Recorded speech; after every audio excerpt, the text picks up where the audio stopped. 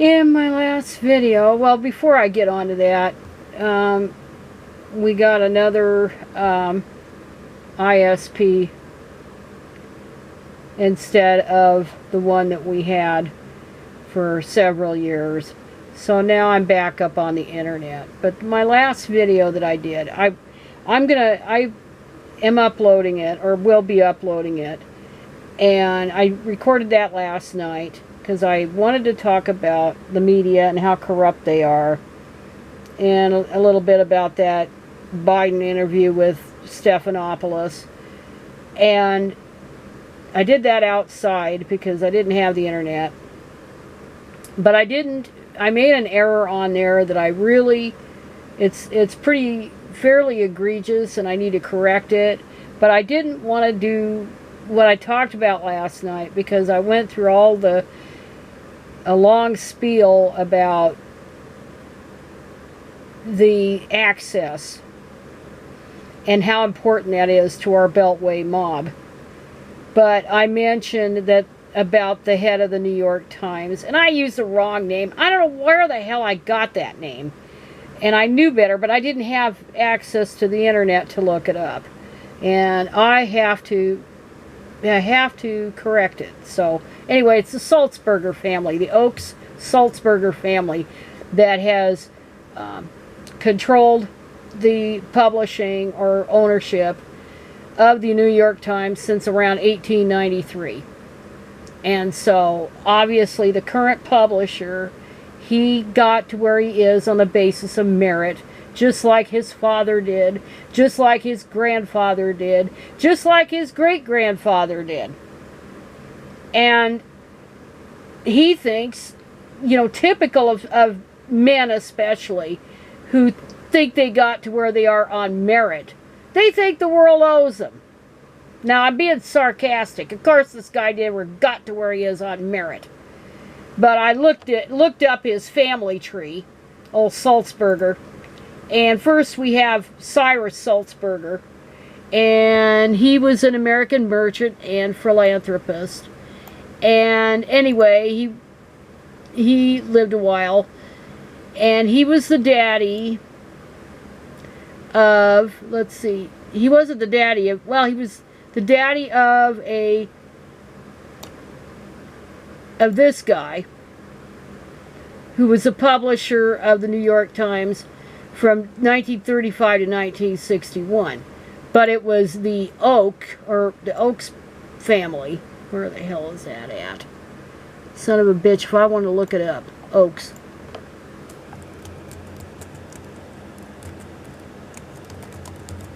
Because that's where that came from. Adolph Ochs, I think. Yeah, he was a newspaper publisher, former owner of the New York Times. And so let's see.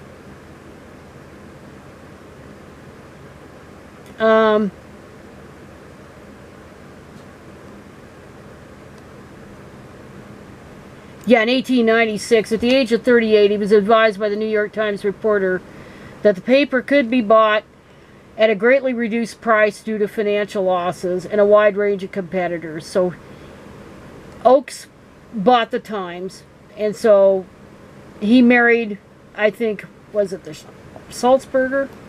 God damn it. Or did he? No, F.E. Wise was his. But anyway, somewhere along the line, there was a bunch of marriages and shit. So anyway, so he was an in-law to, somewhere along the line, to the Sulzbergers. And so we have Cyrus, and then we have Adolph Hayes Sulzberger, and he headed the New York Times from 1935 to 1961. And then we have Arthur Ochs Sulzberger, and he died in 2012. And he ran it, how long was he? Oh shit. He was a publisher, and then he was the chairman of the board, and he died in 2012. And then another one is Arthur Ochs Sulzberger Jr. And of course he got to where he was on merit. He was chairman of the New York Times Company from 1997 to 2020 and publisher of the NYT from 1992 to 2018.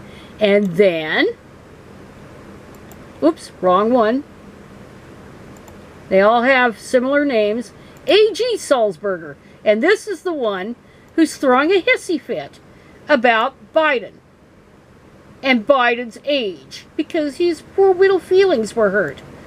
But I wanted to make sure that I got the right person before I went any further with anything. But this guy got all upset, and the Politico talked about the so-called feud between him and Biden. And remember, when it's one big shot in the media, and you know, the New York Times is about as big shot as you get, right? Washington Post is another one. And you piss somebody off that's in a position of power like that, they are out to get you. I hate to sound Richard Nixon about it, but it's true. So anyway, old Sulzberger got all upset.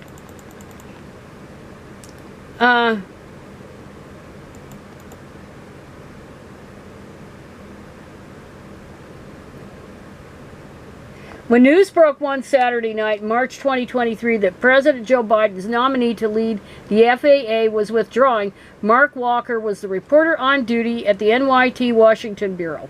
Assigned to write up the news, Walker asked the White House for a comment just before midnight. Assistant Press Secretary Abdullah Hassan was still up and emailed a quote blaming the withdrawal on a barrage of unfounded Republican attacks. After going through edits, Walker's 502-word story was posted on the Times' website in the wee hours of Sunday morning. Then all hell broke loose.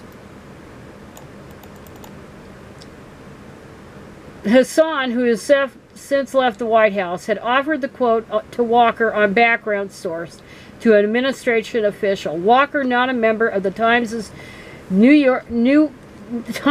White House team, was unfamiliar with the protocol and had made an unintended mistake and attributed the quote to Hassan.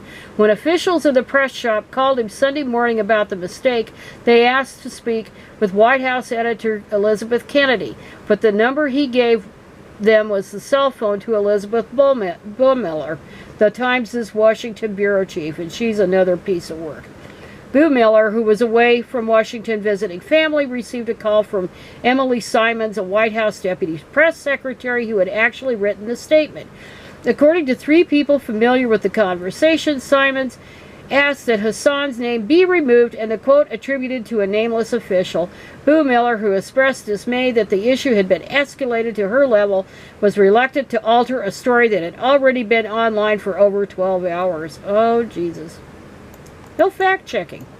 Both parties later told colleagues the call ended on a sour note. 2 times the staffers recalled Bullmiller grumbling, as she occasionally does, about how she'd been spoken to. Aides in the press shop recalled hearing that the bureau chief had been surprisingly defensive, and then when Simons tried to bring up another concern with Walker's story, Bullmiller just hung up. The following day, Principal Deputy Press Secretary Olivia Dalton emailed Bullmiller asking the Times to reaffirm its commitment to abide by the administration's rules about information given on background. For Dalton, Simons, and others, it was about ensuring fairness with embargoed information so that all news organizations could be on a level playing field. But the Times' bureau chief never replied. In response, the White House removed all Times' reporters from its Tier 1 email list for background information about various briefings and other materials, a situation that wasn't resolved for 11 months. So, you know, almost right out of the damn gate. And it says, seemingly minor incident over sourcing might not have escalated to trigger such emotional responses on both sides, if not for tensions between the White House and the Times that had been bubbling beneath the surface for at least the last 5 years. Biden's closest aides have come to see the Times as arrogant, Yes, intent on setting its own rules and unwilling to give Biden his due. Outside the paper's D.C. bureau, the punitive response seemed to typify a press operation that was overly sensitive and determined to control coverage of the president. Yeah, bunch of fucking control freaks. So that was the nut of it. That was the beginning of it.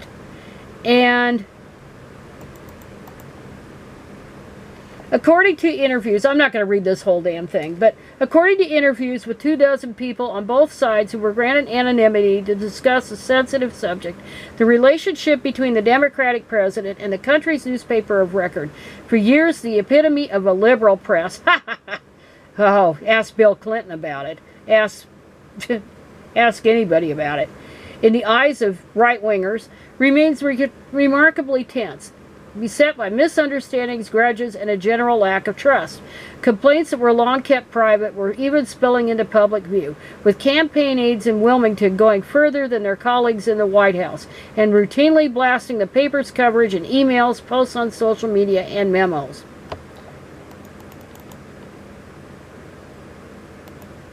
Although the president's communications team bristled at coverage from dozens of outlets, the frustration and obsession with the Times is unique, reflecting the resentment of a president with a working-class sense of himself, there's the nugget, and his team toward a news organization catering to an elite audience, a bunch of fucking snobs, and a deep desire for its affirmation of their work, while the New York Times went in the shitter a long time ago. On the other side, the newspaper carries its own singular obsession with the president, aggrieved over his refusal to give the paper a sit-down interview that publisher A.G. Sulzberger and other top editors believed to be its birthright. Well, they're not. It's not your birthright. The president's press flax might bemoan what they see as the entitlement of Times staffers, but they themselves put the newspaper on the highest of pedestals given its history, stature, and unparalleled reach. And yet they see the Times falling short of in a make-or-break moment for American democracy, stubbornly refusing to adjust its coverage as it strives for the appearance of impartial neutrality, often blurring the asymmetries between former President Donald Trump and Biden when it comes to their perceived flaws and vastly different commitments to democratic principles. There it is, and Biden is right. But it doesn't matter. Old Sulzberger has a vendetta, and they're piling on. You got dimwits like, now dimwits, acting like dimwits, like James Carville and Keith Olbermann and Michael Moore, and a whole bunch of other people that are just joining in the pile-on. And it all started because of this bullshit. Anyway, I'm not going to read the whole thing, but I'll put the link in the description. But anyway, I had to correct the record and give discredit where it's due. So anyway, that's it.